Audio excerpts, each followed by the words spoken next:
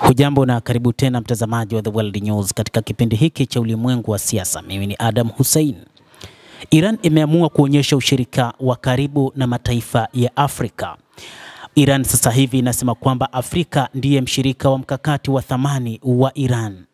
Hata hivyo, katika mkutano wa tatu wa ushirikiano wa kiuchumi kati ya Iran na Afrika ulioanza katika ukumbi wa mikutano ya wakuu wa nchi za Kiislamu kwa ushiriki wa wawakilishi kutoka nchi 38 na wajumbe 51 rasmi, Rais wa Iran Masoud Pezeshkian alisisitiza kuwa Iran iko tayari kushirikiana na nchi za Afrika kwa kuwezesha nchi za Afrika zinufaike na mafanikio ya Iran katika sekta za afya, biashara, viwanda, kilimo, usalama, amani na utulivu.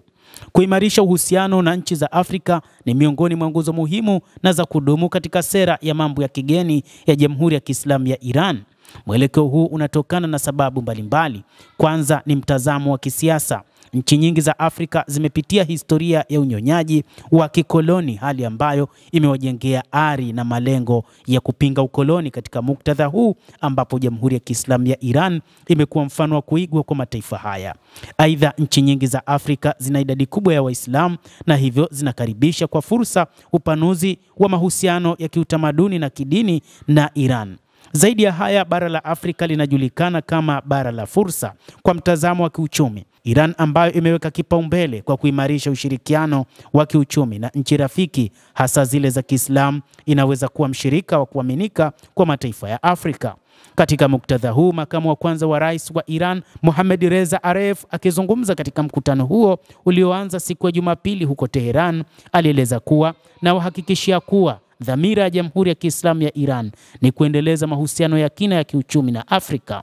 Aref aliongeza kuwa Afrika kama moja ya nguzo mpya za uchumi duniani ina thamani ya biashara zaidi ya dola trilioni 1.5 kila mwaka, huku ikiwa ni kiwango cha ukuaji wa wastani wa 4% kinachotarajiwa kufikia 4.5% mwaka huu. Na ikiwa rasilimali asilia nyingi na idadi kubwa ya vijana ni mshirika wa mkakati wa thamani kubwa kwa Iran.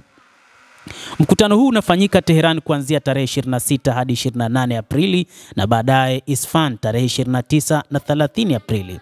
Uandaji wa mkutano wa tatu wa ushirikiano wa kiuchumi kati ya Iran na Afrika unaonyesha dhamira thabiti ya Iran katika kukuza mahusiano yake na nchi za Afrika.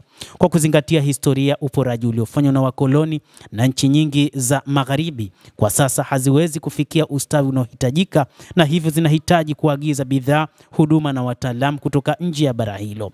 Inaonekana kuwa Iran inaweza kuwa mshirika muhimu katika juhudi hizi za maendeleo ya nchi za Afrika ili hatimaye ziweze kujitegemea kikamilifu.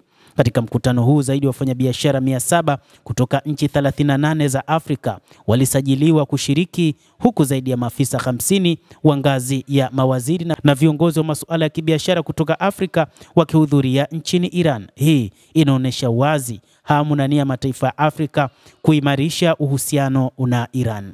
Kwa kumalizia, inafaa kukumbusha kuwa hata hivyo washindani wa Iran katika bara la Afrika, yani Saudi Arabia, Uturuki, Umoja wa Falme za Kiarabu pamoja na Qatar pia wamewekeza kwa kiwango kikubwa katika bara hili, na utekelezaji wa makubaliano na mikataba iliyotiwa saini ni muhimu katika kuinua nafasi ya Iran katika nchi za Afrika. Mtazamaji, endelea kutufuatilia, lakini usisahau kulike, kucomment na kusubscribe channel hii. Mimi ni Adam Hussein.